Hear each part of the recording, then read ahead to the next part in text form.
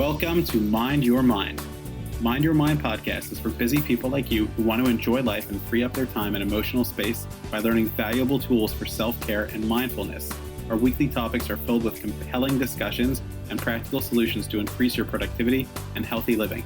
I'm your host, Joseph Tropper, and I'm honored to have you here with me today.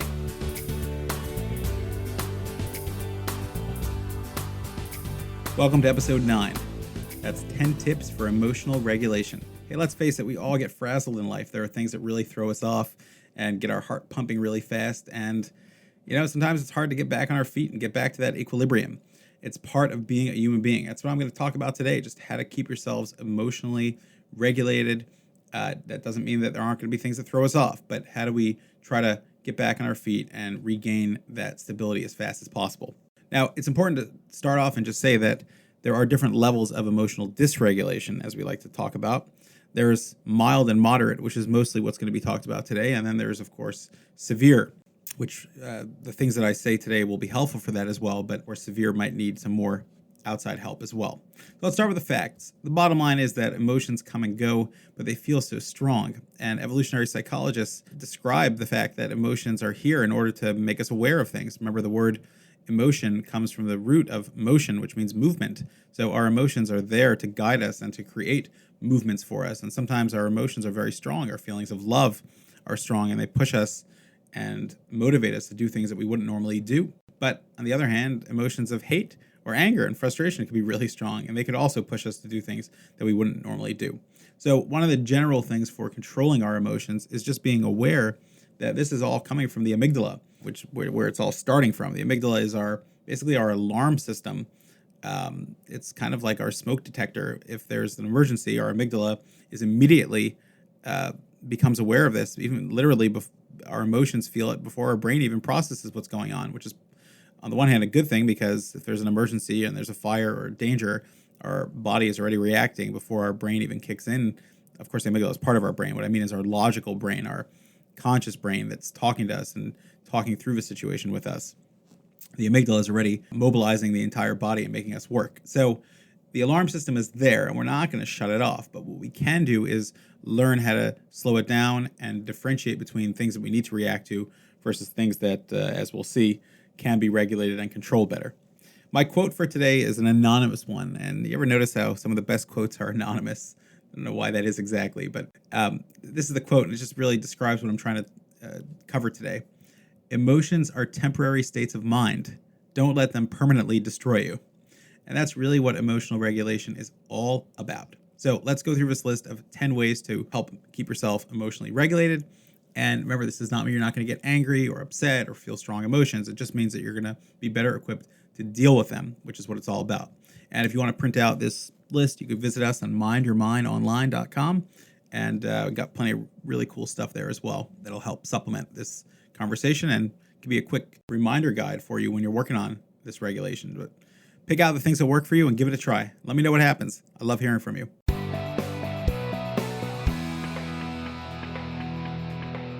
All right, number 1, buy time and take a break. This is so important. The amygdala and the body and the heart, it takes a while for us to calm down after we're, emotionally upset. And so it's really important for us to be able to take a break and say, listen, this conversation isn't working for me right now, or I don't have to react right now. I just need a few moments. So taking a break, if I could get you to take a 10-second break, I'm happy. 30-second break, 1 minute. Optimally, try to take a 10-minute break. There's a lot of studies that show that it could take 10 minutes for a person to calm down. And obviously, if it's a really big upset, it could take longer. So when we're feeling upset, take that break, call a timeout. Couples especially don't do this one. And, relationships are so important. And so when a fight happens and people are hurt, there's this tendency to want to keep talking. But really, the best thing for everybody to be able to solve it is to literally take that break. And you'll see it makes such a difference. It's not to say the feelings aren't valid. It's just that it's hard to react from a place of logic and reasonable behavior when you're so agitated and so upset and so worked up by something. Number 2, identify your needs. Meaning, if you're upset or you're feeling very strong emotion, well, there's a reason for it. It's trying to tell you something. So the best thing to do is to identify it. Les Greenberg is a psychologist who I very much respect his work, one of the founders of emotion-focused therapy. So he talks about you can't leave a room until you arrive there first. So first, identify where are you right now, and then once you do it, you can decide whether you want to stay or leave. Number 3, call out what's going on. This is especially important for if you're in a conversation with someone that's triggering you. So call it out. Say this is what I'm getting upset about. This is what's pushing my buttons. That's a really important thing. But even if something happens that involves something that just agitates you and gets you upset, call it out. I'm feeling really triggered right now because I'm running late. I'm feeling really triggered right now because I'm judging myself. Call it out. And again, there's so much value there in just identifying what is going on. Number 4, break it down. So what I'm encouraging you to do is oftentimes we're overwhelmed by things that hit us all at the same time. So break it down. Okay, there's 5 things that I need to do today, and they're hitting me all at the same time, but they don't have to. I could just do one and then move on, and once I complete that, go to the second one. So break it down. There could be things in the conversation with your boss or with your friend that are triggering you. Well, let's try to break it down. Okay, these are the things that are fine. They're not hurting me. They're okay. I even agree with them. And these are the 2 things that rub me the wrong way. So once you break it down, you can, again, identify the issues and deal with them. Number 5 is distract yourself. And again, some of these are, interrelated and work out very well together. So it's part of buying time and taking a break, but it's more than that. It's actively doing something to distract yourself. So whether it means you're listening to music or taking a jog or a walk or watching something that's distracting to you, these are really important things that, again, give you time to relax, and they also soothe you. Number 6, choose the higher road. So yeah, we're upset, but that doesn't mean that you can't exercise your free will and your ability to, and I know that might trigger some people when I say that word, but again, we all know that there's some control that we have sometimes, all right? So choose a higher road if you can and say, you know what, I am upset and I do have a right to be vengeful or angry, but these things are usually going to be hurtful. So why don't I focus on what the most effective way to deal with this is? And yeah, it's very logical, it's very CBT, but hey, look, it's 1 of the 10. Give it a try. Number 7 and 8 are from Marsha Linham. She's the founder of DBT therapy, dialectical behavioral therapy, which is amazing in helping with emotional regulation. So she loves to use acronyms. I think she does that so that they're just easy to remember in times of emergency, which is what a lot of DBT is for. So number 7 is give, Give.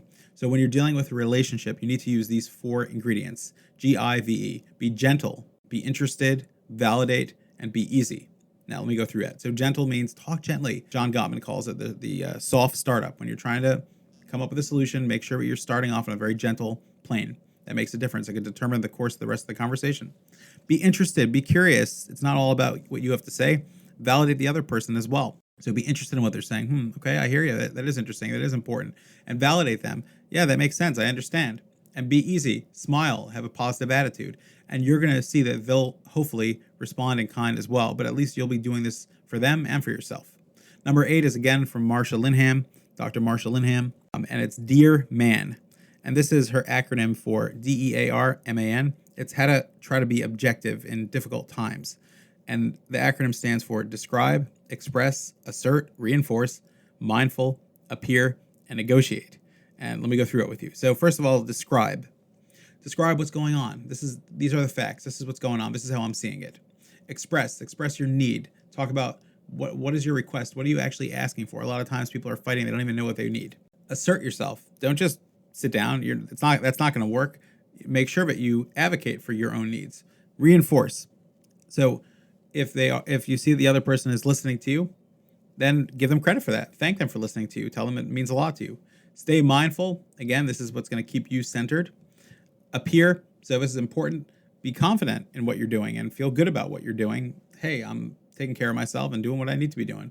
And finally, the last one I think is the most important. Negotiate. Be willing to bend a little bit. Sometimes our emotions are telling us something, but once we start to calm down, we need to be able to negotiate and do what's best for both of us. Tip number 9 is accept yourself while rising to the challenge. What does that mean? Well, that means that sometimes we're upset, we feel strong feelings. Just accept yourself. You're normal, you're human. Okay, that's important. And once you do that, you can validate yourself and say, okay, I have these strong feelings. Now, can I rise to the occasion and can I confront them and deal with them and possibly help mitigate some of them? Doesn't mean that I'm not valid. It just means that there's a way that I would like to behave. And number 10, Finally, and I think this is an important one, if you're finding that you're still not able to get your emotions under control, or if they're causing severe impairment in your life, work, relationships, then seek some outside help. There's a lot that can be done, and it's important to get some outside help. Sometimes we get stuck in our own head, especially with emotions. We feel so strongly and passionately that it's hard to see any other way, but often by talking to another objective person who could be very helpful to you, they could help you regulate. All right, some practical solutions. So I just want to go over some quick things that kind of summarize everything I talked about. Buy yourself time. I can't stress that enough. It's so important. The more time you buy, the more you calm down, and the more you could act in the way that you're not going to later regret. Okay, quarantine the issue. Don't exaggerate it. We have a tendency to be very black and white and think everything's all bad sometimes when we're very agitated, but that's not going to help us. So really try your best to quarantine. This is the issue at hand, and let's see if we can deal with it. If we can't, let's quarantine it, and we'll deal with the other things. Learn from your past mistakes and learn from your past successes. I can't stress this enough.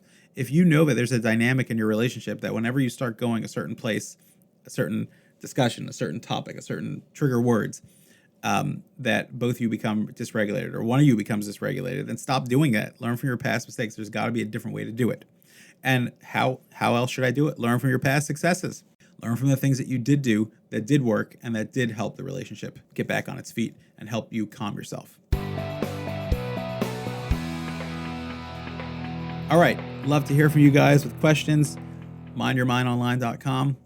Just click on Ask Joseph, and I look forward to hearing from you guys. I'm going to share one question today from Brittany in the UK. She says, Joe, I find myself having extreme mood swings daily and feel out of control to manage them. Will therapy help me? Well, Brittany, thanks for reaching out. I hope that this podcast in itself, which is for you, for anyone who is struggling with emotions, which is all of us, I hope that'll start you off with somewhere. And you're asking me about therapy. Well, listen, I'm a therapist myself, and of course I'm pro, but I believe in therapy. I believe that it helps people just by talking to an outside person. We're able to get a whole different perspective. But here's the thing. When you're working with someone, whether it's a coach or a therapist, ask them about their experience. Ask them, do they know how to do this? Do they have experience? Are they trained maybe in DBT, which is very helpful for this kind of thing? Or what type of training do they have? It doesn't have to only be DBT, just something that I'm a big fan of. Importantly, identify the behaviors that you're doing that are getting in the way. Identify the thoughts and the challenges that you have. It's easy to just say, hey, I'm not regulated. But, identify what are these mood swings, what's going on then, what are you doing, and what's at stake. And that will help you set goals. That'll help you set goals of what you're hoping to accomplish. So hope that's helpful for you. Thanks, everyone, for listening. It's always great to be here. And don't forget to mind your mind. Take care. Thanks for joining us. Don't forget to mind your mind. For more practical ideas and to make sure you never miss an episode, visit us at mindyourmindonline.com.